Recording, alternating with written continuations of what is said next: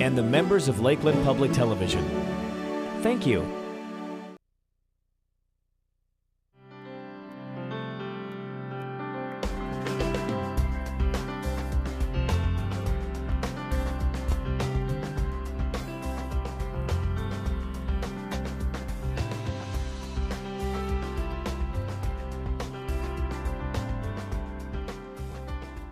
Closed captioning for Lakeland Currents is supported by the Minnesota Department of Commerce, Telecommunications Access Minnesota, and NISSWA Tax Service.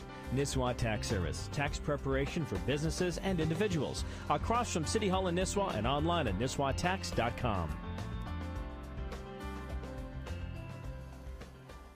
We all know what this is. This is what we call capital. And none of us have enough of it. We always want more, but it's what makes the world go around. Well, we're not going to talk about money tonight, this kind of capital. We're going to be talking about a term that's at least new to me. It's called social capital. And social capital is something that is in all of our neighborhoods, all of our communities, and I think you're going to find it to be a pretty interesting topic. My guest this evening is Jody Hornvet. Yeah, you got it. Jody is an extension educator from the Center of Community Vitality at the University of Minnesota. And she works out of northwestern Minnesota, so you drove down here today all the way from Baudette. What were you thinking? Oh, I don't know. It was. I did wonder what the weather was going to be yesterday. Like. Yeah, I did worry about that a little bit. But anyway, your topic is social capital, and I know that you've got a little short little segment here, a little thing that we're going to look at. And this was produced by the University of Minnesota. Yes, it was. And it sort of defines what social capital is for us, and it's got some cute little illustrations in it. So if we could just take a look at this little film.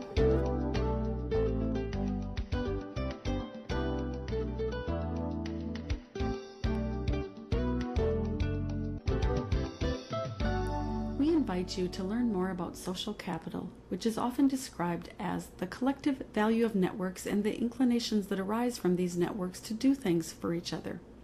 Communities rich in social capital have multiple benefits, including better children's welfare, strong education systems, and economic prosperity. The Extension Center for Community Vitality's research agenda has led them to the creation of a model for examining social capital in communities.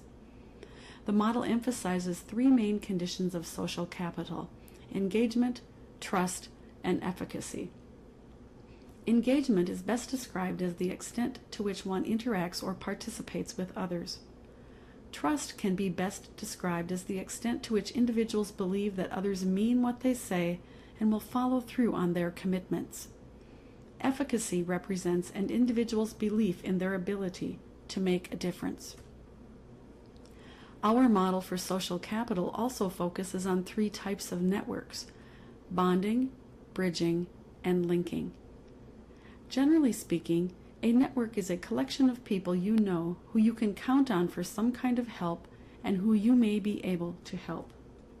Bonding networks are close ties, usually with family, friends, and neighbors. These connections provide security and help people get by in times of need. Bridging networks are weak ties, usually among people with different backgrounds or people engaged in different occupations or organizations. These connections help people get ahead and gain opportunities. Linking networks are based on connections between community residents and community leaders or institutions. These connections help people access resources and bring about change. Stories are a good way to illustrate the value of these different types of networks. This story, "What's good for the community is good for business too," is an example of how to build bridging networks. It shows how one business owner provided a safe place for people to get to know each other outside of their normal social circles, which added value to the business at the same time. How they got started was a lady came in one day with a felted purse, and I said to her, "Where did you get your purse? That is so cool." And she said that she knit it, and I was like, "Really? Well, is it just I want to know how to do that." And she said, "Well, I'll come in and show you." Well, then I told another woman about it, and she said, "Well, I want to learn how to do that too." And so we set a date, and this lady came in, and there were 3 or 4 of us that got together. Well, people kept hearing about it, and they wanted to come join us. It was just the idea of getting together, sharing, patterns, sharing ideas, helping those that didn't know how. We had ladies come in that wanted to learn to knit that didn't know how and said, well, can you teach us? And we're like, okay. A lot of places don't have a place to meet. Maybe people don't really want to open up their home to total strangers. Our group is open to anybody. There's a Bible study group that comes in once a week and they get together. We've got a prayer group on Wednesday mornings. We've had the Girl Scouts meet in here. You know, the more people you can bring into your business for any reason, the more traffic you have, the more opportunity you have for someone to buy something. Or your name gets out there and people say, oh, I'm going to Jerry's for this or that. And it's just, it's not bad advertising, it's good advertising. We've had 18 to 20 people, and we've had anywhere from 11-year-old girl to an 85-year-old lady, all in the same setting. They have a good time. You know, my mom came in one day and she said, after sitting here for 2 hours, she said, well, I better go home and do some knitting because I certainly didn't get any done here. They were too busy visiting. You know, they were just having a good time together. Here are some things you can do to strengthen bridging networks. Help someone you know from a different group get into activities you are a part of. Invite and support people from diverse religious and ethnic backgrounds to get involved when you are trying to solve a community problem.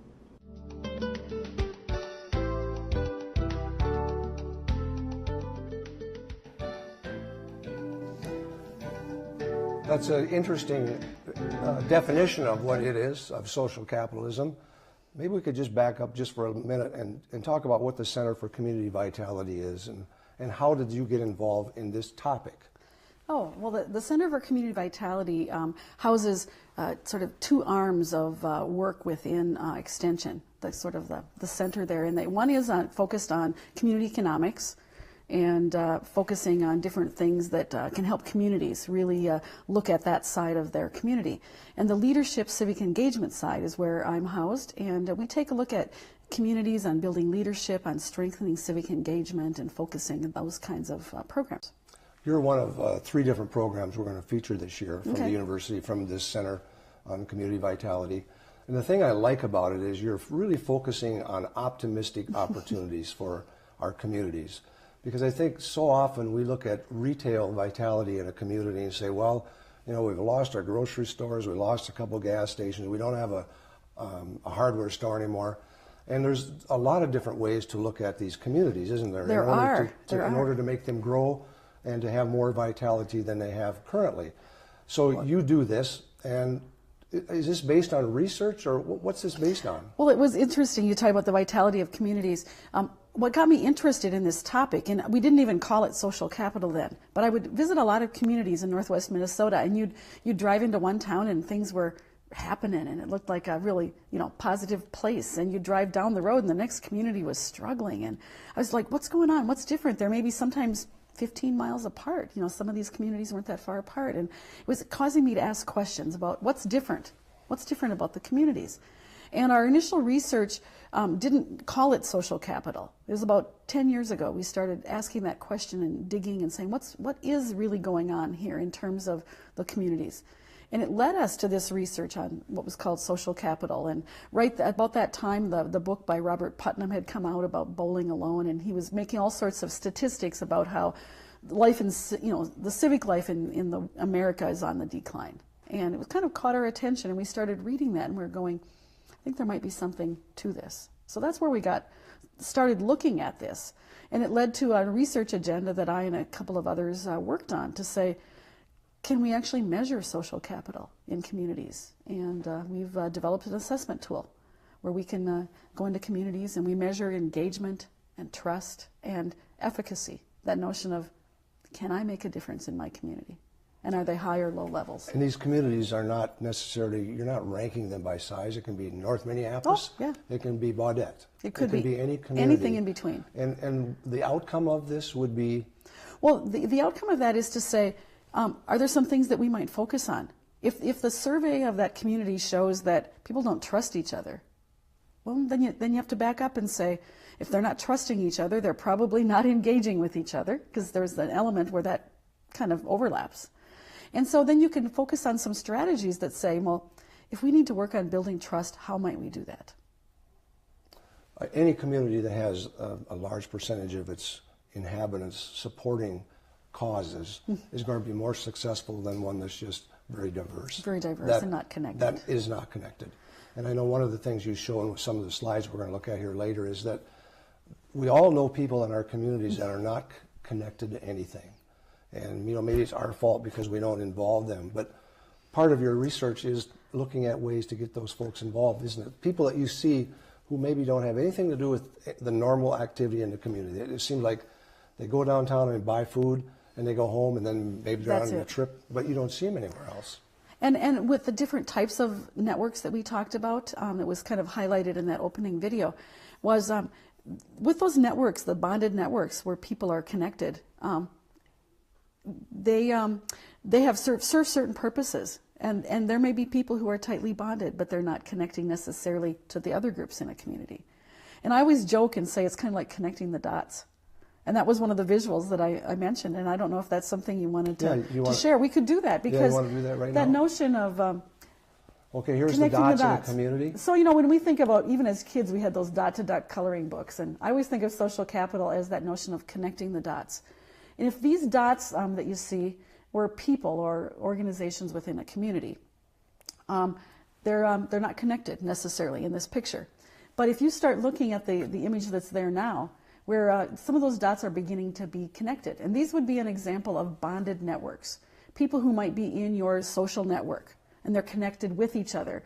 And they may not be connected across to each other. And notice, you know, there are a few dots there that aren't connected anywhere. And I think in many communities, you'll find that there may be a family group or some kind of a social group, or the coworkers in an office. They're connected.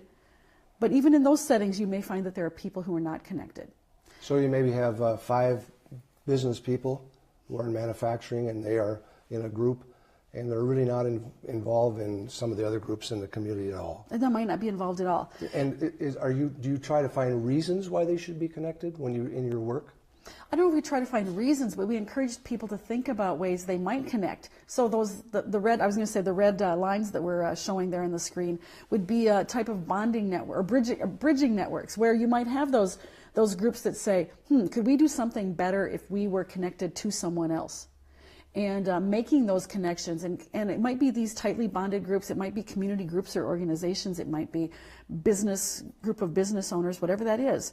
That in isolation, sometimes you can't do as much as you can when you connect to others. And so the red lines there would represent those bridging networks.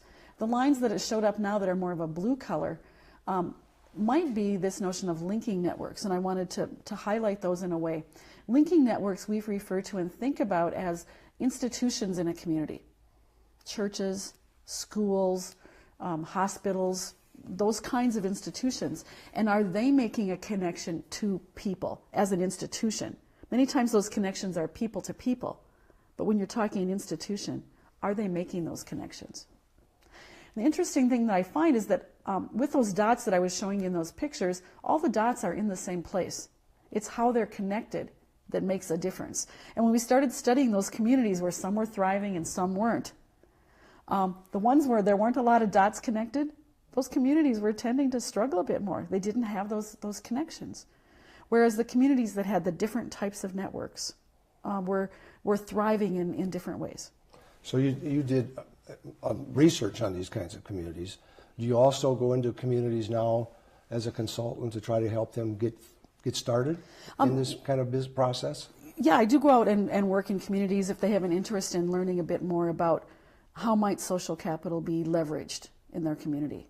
And the assessment is there for people to go and say, let's survey the community and see where this is at. And there we found communities that were tightly bonded communities, and they were the communities where people knew people and they were connected, but they didn't necessarily connect to other groups. People who were different than them, they weren't making the connection. And so there wasn't that sense of working together in a community on some projects. Sometimes we go into communities and we see that the linking networks are really struggling, and many times that they don't trust the institutions and the agencies. And so if it's an institution or agency who's invited me into a community to say, I want to study this, Then we look at, so what are you doing either formally or informally that you might change to make yourselves more open and build some relationships with people so that they're more trusted? Help me out here if I can see if I get an example of this, but there are small communities in Minnesota now where schools, I think, have real, there's some school districts have great communication within their communities. They're getting referendums passed. Yeah.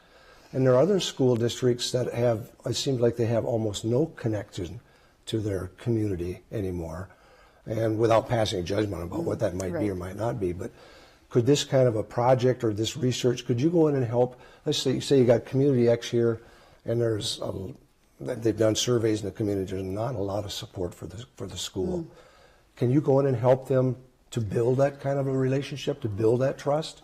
We could work with them to explore ways on how they might do that. And it is, many times it comes back to that level of trust, to say, so why is it that people aren't supporting the school? And I don't come in with the answers. The community has the answers. But it's to come in with the questions, to encourage a community to start thinking about, why is it this way? Why has this become the norm or the normal way of functioning in this community? And what might we do to change that culture if that's really what we want to do? And what sort of things might you find that would answer that question? Well, sometimes it's maybe it's public forums or an opportunity to bring people in, and then not just doing the forums, but when suggestions come up. If we're using the school as an example, if parents, for example, are coming into some forums saying there's some things that we have concerns about or that we would like to focus on, it's one thing for that to be heard. It's another thing then for the school to take that and say, I'm going to act on this. And here's some actions that we're going to do. We're going to follow through. How do you build trust? You build trust by saying, we're going to follow through in our actions. And you do that 1 or 2 times, and then people say, oh, okay, I trust you did this before. I trust that you will do this again. And you begin building those relationships. And because now I trust you, I'm more willing to engage, and I'm willing to go out there and promote and support the school and say, there's concerns, we need financing, we need whatever. And so you build that network in that way. I would guess you find groups who are also excluding other groups. Would that be a fair statement? I do believe that you could say that. And not intentionally sometimes. Sometimes people don't intentionally exclude people, but they don't have a way to connect. They don't necessarily know their neighbors. And with the video story we saw about the knitters coming together, it was a safe place. They didn't know each other before. They weren't inviting each other over to their homes for a meal. But when you have a safe place for people to come together and build those relationships, pretty soon you're inviting people over for that meal, having that cup of coffee, having the conversation that says, hey, did you know this is going on? Otherwise, people don't feel comfortable, I don't think. They have a fear, or they don't know people, and so let's not invite them. We don't know them. Without getting into the names of the communities, could you give some examples? You said you found communities where there's a great deal of the social capital, and then there's communities where there's not very much. What are you seeing happening in those communities where there is a great deal of social capital? What sort of things what are their benefits? Well, you begin seeing, of course, support for education for those referendums that you brought up, but you see community events.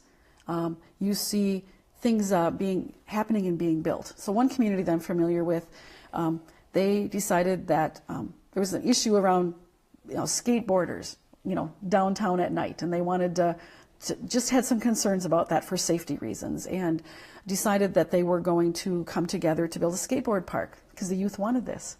And so the youth were actually taking the lead on this. But other groups and organizations in the community were coming together to support that. And there was an energy around that says, we really want this. We want it for the youth. We want it for our community as that benefit. And so there becomes this energy around people being willing to do things for each other, whether it's individuals or organizations, to come together. And there's that synergy, I think, that happens. But that synergy isn't going to happen if you don't have a network, if you don't have a connection, and if you don't trust that those people are going to do their part. So what might be the flip side of that when you see a community with really little social capital? What's going on in those kind of communities? Well, one of the first images that comes to mind is that it's not even a very welcoming community. I have a friend who moved to a new community, and no one came to say hello. No one stopped by, and she'd been there for probably 3 months, and still didn't know even who her neighbors were, what they looked like even. You know, she was working and she was away, and no one came to see her, so she took it on her own to say, I think I'm gonna host an ice cream social and invite all the neighbors. And so she did. Took postcards and went, hand delivered them, introduced herself and said, I'm having this ice cream social, and what's your favorite topping? Something just as simple as that. And they all came. And many of them had not even met some of the other neighbors in the neighborhood, and they'd lived there for years. And so you find that people are more disconnected, and you don't have that same sense and that same energy that's coming forth in a community, or that willingness to go to bat for someone. I don't know if that's a good enough example, but it's something you feel sometimes. It's not always what you can see. It's that what you feel or sense. Is there an organization in most communities where this sort of innovation or this sort of movement should start? I mean, should it start through like a chamber of commerce? I'm sure you're going to say it can start anywhere. But if the community doesn't have it going, what would be the logical place maybe to get some leadership for that kind of activity? Well, you're right. I was going to say it could start anywhere. If 2 or 3 people say, Cal, I'd like to explore this a bit and learn a bit more about it, and start experimenting. There are so many things. In fact, there's a website online. If you were to Google 150 ways to build social capital, it would come up to what's called a Saguaro seminar at Harvard University. And there's just simple things that people could begin doing at that level. If it was going to be a bit more formalized, I've seen city councils showing an interest. I've seen schools taking an interest. I've seen churches taking an interest and saying, we'd like to help people get to know each other. You sometimes see that in public health, where they talk about establishing some programs. Maybe it's programs to support people who are in their homes and homebound, and they maybe establish some kind of a program to help people get the support they need. But in order to do that, you need to build some relationships. And one group I'm working with right now is actually, discussing, is that what's really core to helping on some violence prevention initiatives? Is it about helping people know people they can go to talk with about how to parent, how to deal with situations? And that's what we're leaning towards. It's, I can imagine a lot of it could get very political. And I'm not trying to paint a bad picture here, but I can imagine that without positive leadership, it could become connected through negative leadership too, couldn't it? I'm sure you've run across that. And in fact, bonded networks aren't always a positive thing. Gangs are a bonded network. Really? We're not encouraging that. Let's make that No, we're not encouraging that, but they are a network, a bonded network. There are people in that same group who are tightly closed and connected to each other, and they're not always working for good. And they join because there's this sense of belonging. A network gives you that sense of belonging. They trust each other. They form this network. They engage with each other. It's not always for productive. So there's social capital in that too, though, isn't there? There is. Yeah. And I think of a couple communities, I won't name, of course, that come to mind, where there was a negative energy in a community. And they were a tightly connected, bonded community. But it was taking a deficit look at things and a very controlled look at how they did things in a community. Sometimes we find leaders who've been in positions for a long time who are very connected and can be a bit controlling sometimes. And the people who are outside of those networks maybe get frustrated and don't feel that there's a way in. I think the thing I find really interesting about these concepts that your Center for Community Vitality is working on is you're trying to focus on positive things to make communities become a better place to live. Yes. I mean, that's really the bottom line, isn't it? I think so many of us think about extension through the University of Minnesota as ag-related, the way it was for so many years. Yes. But it's been, I would say, the last 10, 12 years, the U has been starting to get into these other areas. And this would be another area where there's been a lot more research and focus. Is that fair to say? Well, I would say that in communities, there's always been that sense of community focus, but not as intentionally as we have in the last 10 years or so. And with the focus of having the Center for Community Vitality, it has given us the opportunity to do more research and do more focused work and really take a look at the behind the scenes in communities sometimes, and study and examine that a bit. So as a consultant, can you go into a community? Let's say a community's identified some of these bonded groups that are hurtful to the community. Then can you go in as a consultant and help them try to identify ways to deal with that? Yeah, and I wouldn't use a consultant as much as I would just say as an educator to be able to go in and start helping to ask the questions that they might need to answer, and figure out what's really going on here and what's at the root of this. And so I do go in and work with groups who say we want to focus on something different in our community. Mm-hmm. And it would be doing that in a way that's examining who they are and looking at multifacets of the community. How do people get in touch with you if they're interested in working with you, and how do they get in touch with the Center for Community Vitality? Well, the Center for Community Vitality, online, if you were to actually Google that, or go to the U of M website and start looking for extension, you can get there that way. But and if you go online, you can look in the region, any region of the state of Minnesota, and you'll be able to link to community vitality educators in each of the regions. We have one in economics and one in leadership in each of those areas. Or simply, if people have questions and just want to Google my name, you'll be able to get to my email address. I can't pronounce it. How can we Google it? Well, but the other way is I can share actually a toll-free number to my office as well. And we'll have that on the screen too. But that's it's sort of the word of mouth, and people say, "How do I get there?" Well, I think it's a fascinating field. It's one that I certainly never have heard of before, and I think that as more and more communities learn about these things, one of the things that's neat about a lot of our foundations is that they're encouraging more and more of this self-development through communities. I think that's just a really wonderful thing to have happening. Do you work with the foundations through, like the Initiative Foundation or any of those foundations in your organization? We do across the state, depending on the different regions and where their interests are. I'm on the board of directors for the Northwest Minnesota Foundation, and so there are opportunities sometimes there to connect as well. Well, again, it's called Social Capital, and Jody has been my guest this evening, and her name is Hornt Vet, and she is, I got that right, didn't I? You did. She's with the Center for Community Vitality, a neat group of people doing some really innovative things. Thanks for joining us Thank you this for the evening. opportunity. You bet. You've been watching Lakeland Currents, where we talk about what you're talking about. My name is Ray Gildow. So long until next time.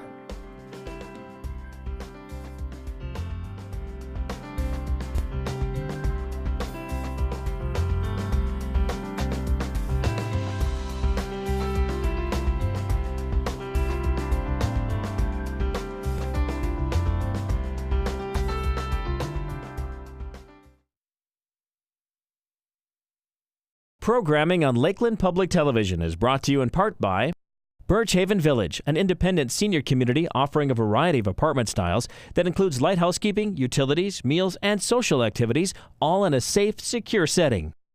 Coca-Cola Bottling of Bemidji, supporting healthy, educational, recreational, and asset-building opportunities for families in the Northland.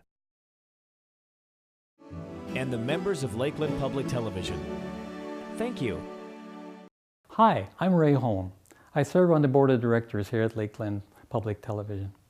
Lakeland turns your television into a window to the world. Please consider contributing to your public television station.